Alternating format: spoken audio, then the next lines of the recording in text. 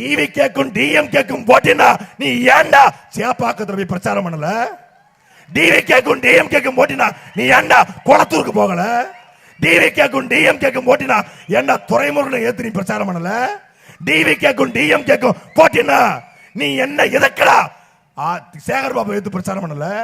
TV கேக்கும் DM கேக்கும் தான் போட்டி என்றால் திமுகவுடைய முன்னாள் அமைச்சர்கள் இந்நாள் அமைச்சர்கள் ஐ பெரியசாமி அங்க மூர்த்தி பெரும்பெரும் அமைச்சர்களை எதிர்த்து பிரச்சாரம் பண்ண வக்கற்ற கோல என்ன மைத்துக்கடா காரக்குடிக்கு வந்த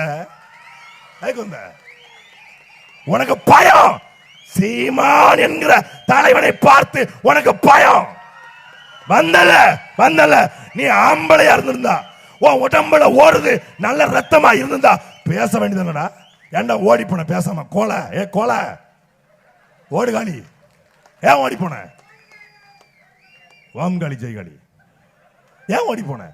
நீ உண்மையிலே பெரிய பக்கா மாசு, பெரிய ஆளு, பெரிய அரசியல் கட்சி வச்சிருக்கிற பெரிய கூட்டம் இருக்கு. நீ தான் தமிழ்நாட்டை ஆள போற. நீ நல்லவன்.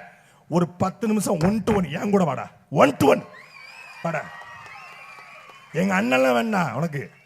நானே எனக்கு பிரச்சனை. நானே உனக்கு ரொம்ப பெரிய ஆளு. அனீஸ் பாத்திமா அனுப்பி வைக்கிறோம். 10 நிமிஷம் பேசுறியா? கார்த்திகான கேட்டா நீ தூக்கு போட்டு செத்துருவ. தாரிகானா நீ பால்டாயில குடிச்சிருவ. இடுமானம் கார்த்தினா நீ சூசைட் பண்ணிக்குவ. மணலைகள் பாசறை அனுப்புறோம்டா உனக்கு. அதான சரி.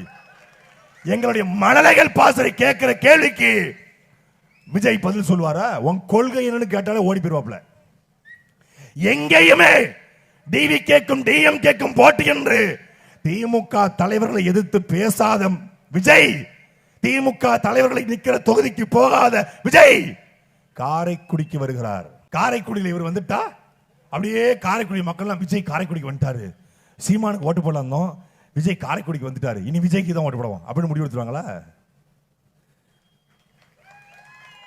காரைக்குடியில் எங்க அண்ணன் சீமானுடைய வெற்றியை எந்த கொம்பனாலும் இந்த தடவை திறக்க முடியாது. எந்த கொம்பனாலையும்